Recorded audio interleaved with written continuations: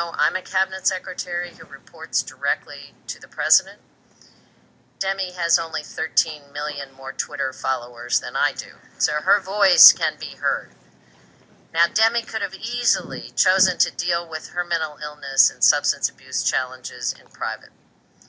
Everyone would have understood if she decided not to speak out about what she was going through. Instead, she decided to make it her personal mission to use her experience to help other young people who are struggling with the same challenges. For millions of young Americans, Demi is not only an encouraging voice and a powerful advocate, she's living proof of what we know to be true, that treatment works, that recovery is real, and that people with mental challenges can make incredible contributions to their communities and country if they get the care they need. For her courage and commitment as an advocate, it's my pleasure today to present this special recognition award to Demi for being a passionate advocate for America's young adults. I want to thank her for being here. Thank you, Demi. Thank you for the message of hope and resilience that you express and embody every day. And if you join me here at the podium, I get the pleasure of giving you this award.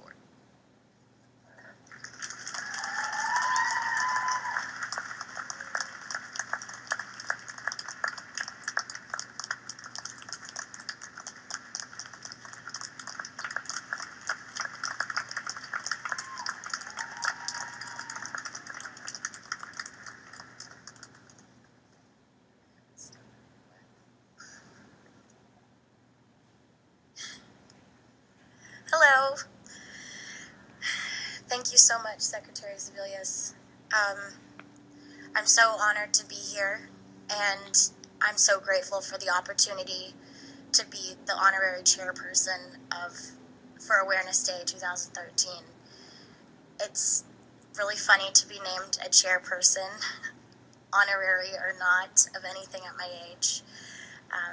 But I think when people look at me, they see a young woman. And yes, my life is blessed in many ways, and I'm eternally grateful for that. I have also, however, experienced my share of hardship. I've lived a lot of life already and gained a lot of perspective. As many of you know, telling my story is very important to me, and I know how significant hearing my story can be to the people I meet who've gone through and are going through similar challenges. I know this because I receive thousands and thousands of messages of thanks from people young and old who have experienced similar issues. So I can testify that there are a lot of young people out there who need to connect with someone, anyone willing to listen. I grew up in the public eye from a very young age, but the issues I dealt with were very normal. Like many, I felt the pressure to be perfect, to look perfect. And that pressure wears on kids, and especially young women. But now imagine those feelings while struggling with a mental health issue or substance use. You're constantly asking yourself, what will happen if people know my diagnosis? What if they don't want to be my friend anymore? Will they judge me? Will they support me? For me, it was more complicated. Would I lose my career doing what I love? Will I be still able to sing and act? I pretended for a long time to be okay so that I could continue to work.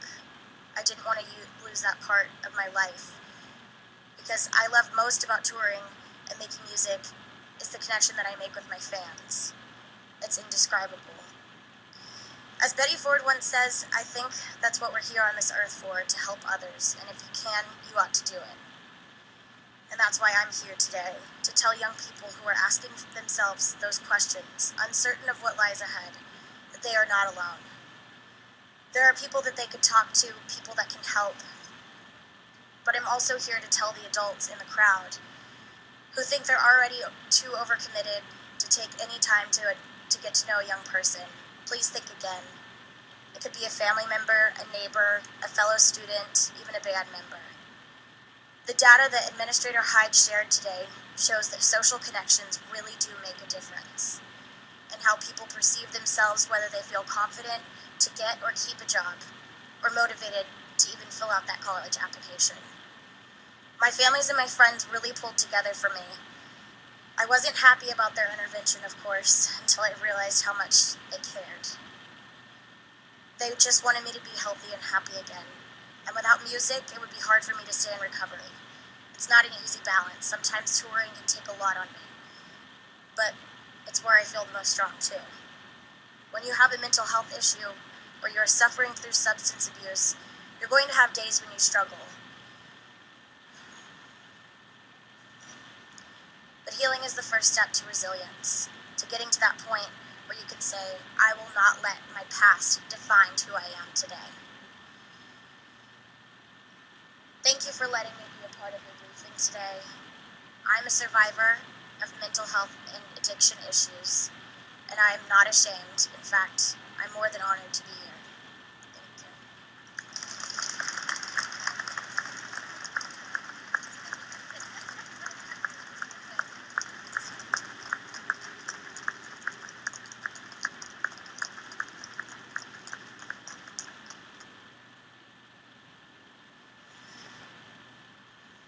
Thank you. I get to do a lot of things about mental health and events such as these, and times like these bring the emotion for all of us, because it is so important to see young people who are such courageous young people and who are so successful and who are so much part of our world, willing to stand up and talk about mental health issues and addiction challenges. So thank you both, to Demi and to Lacey.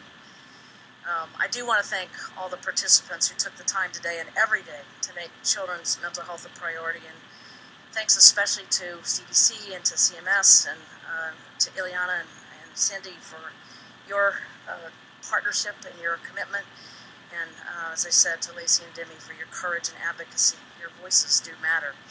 And it's clear that everything we've heard today, that older adolescents and young adults with mental health and substance use concerns face significant challenges as they transition into becoming independent adults.